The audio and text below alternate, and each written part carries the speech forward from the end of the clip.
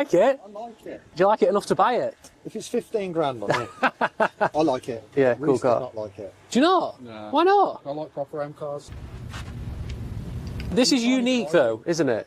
I think it's lovely. I think it drives really, really well. I think it's sporty enough. I think, like, even just turning around in the car park then, like, there's no, like, bangs or knocks or... Yeah. It's comfortable. Yeah, yeah, I think it feels solid. I think it's a nice car, and especially for the money. 15 grand's deal. You naughty, naughty. You teasing me, you naughty, naughty. If only we could. This was what, new? £100,000? And what is it today? Today it's £35,000. 35 grand. Absolute bargain. It's a lot of car for that money. 100%, yeah. I mean, I think it's got supercar look still. Yes. Yeah, I agree. Just Reece doesn't. Shut up, Reece! Mark McCann's quite interesting. Go on. Even says on the dash 25. It's not great for a hybrid, is it? It's supposed to do 145. Slightly out. I have to say, when I was in front of you before, in the rearview mirror looking at the car, it looks wicked. Yeah, I think it really does. I think it's a great looking car. I really do think. I think this is the best colour. It's really weird as well to see a different shaped key. That is a bespoke key, isn't it? For a bespoke car. Yeah. Not like the Bugatti keys. They used to be Volkswagen keys, didn't they? Yeah, it was a Passat key apparently. One thing I was going to ask is, you said you've got too many cars.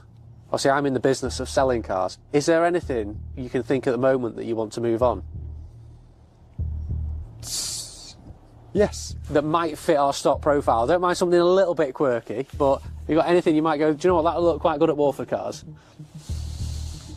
Because we are quite low on stock. We've got I think we've got 23 cars in stock. Normally, if we're really full to the rafters, we've got nearly 40 cars. So I'm actively looking for stock. We can either offer you a cash buy, or we can look at a sale or return, like a consignment option. 2 cars. Okay. SF90. Which Right. probably is a surprise to hear. Yeah. Because I've just got a bigger car in mind. Right. And Honda NSX. Okay. So let me have a look at the prices and stuff. Let me see if we can figure something out. Yeah, that's fine. Currently trying to buy a Huracan Evo. Customers bought a new G63 Magno offers. We're just trying to buy his Huracan. How much is that? What was it? What reg? The Magno, 74 plate. We've also got a brand new 24. one. Yeah. So how much was that? 215. Is that the new model? Yeah. So it's actually a hybrid, you know, with the like sort of the flaps at the front. Yeah, because we bought ours. It was like 140, and like now I reckon it's worth the same money as well. And it's a 21 plate? 22, I think. 22.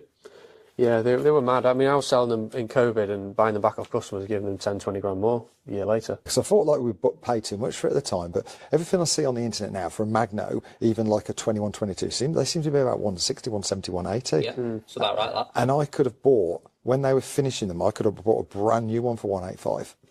The thing is, all the manufacturers have been putting the price up. Yeah, with the makes sense, G63, people are actually paying it, whereas with the 911s, and a lot of Porsche product, the prices, the second-hand markets, they're starting to see quite a difference in the pricing, aren't you? Cooling off.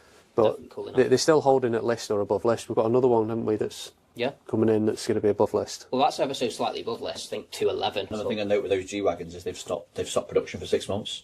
They're going to use the factory for something else. Oh, wow. So where it was a 12-month wait before, now it's an 18-month wait, and it might be longer by the time they get the actual factory running back up. So they're basically taking a 6-month break. Where we bought that KTM from, they're making them, or making part of them, or assembling them next door in the factory. There's just like lines and lines. Which country?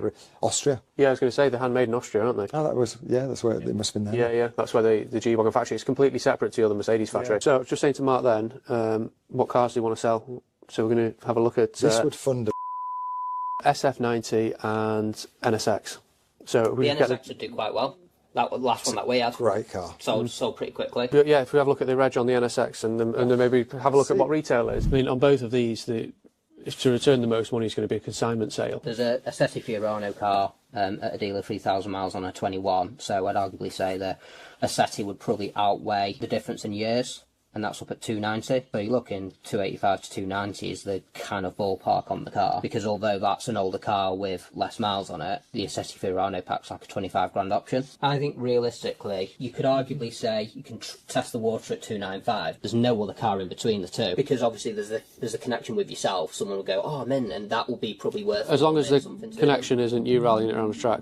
Yeah. It was now time for Mark to hop into the other car he came here to see, a V8 Range Rover SVR. They are a fantastic fantastic combination of power and luxury. Not many cars can compete with it, and we were lucky enough to have a superb example at the dealership. Now ours is a little bit dearer than the 30k budget, however you can pick up higher mileage examples for a lot less. But let's see what Mark's opinions on it were. How did you get on?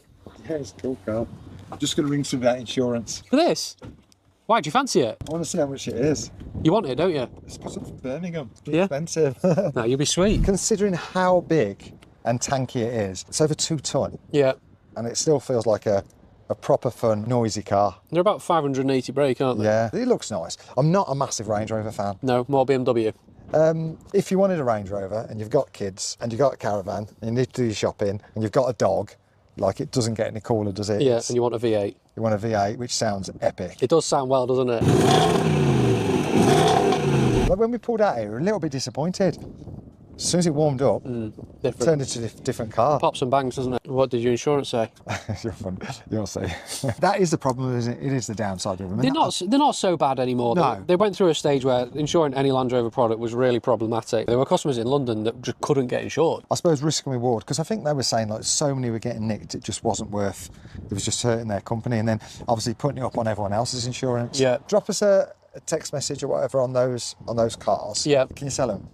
We can sell anything. What's the main driver behind you doing the YouTube? The bit which is really special to us is the places we get to, come to meet you, come out for the day, do this, drive amazing cars. Last week we were invited to the Pride of Britain.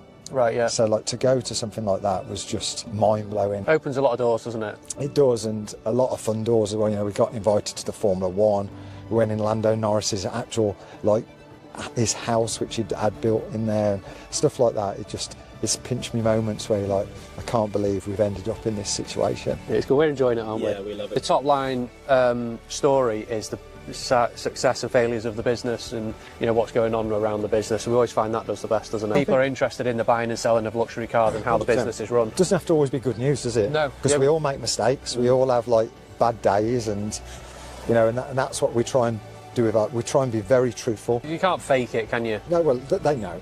People aren't stupid. It's like we put out videos about clock cars breaking down, engines blowing up, all sorts. Speaking to Mark and getting to know what motivates him really put a bow on a great day. And to be able to share these experiences with you guys is something I'm very grateful for. Because as much as I'm still very new to this journey, the feedback we get from our videos is amazing. And the experiences me and the team have had already has been quite incredible. And if you're not subscribed, make sure you click that button, because we could have some big things in store and we'd love to take you all on the journey with us. Right, so that's the morning with Mark McCann done. He's off. He's had a drive in the SVR, he's had a drive in the i8. Who knows, we might have opened the door and hopefully we've got a new customer there, get some of his cars in.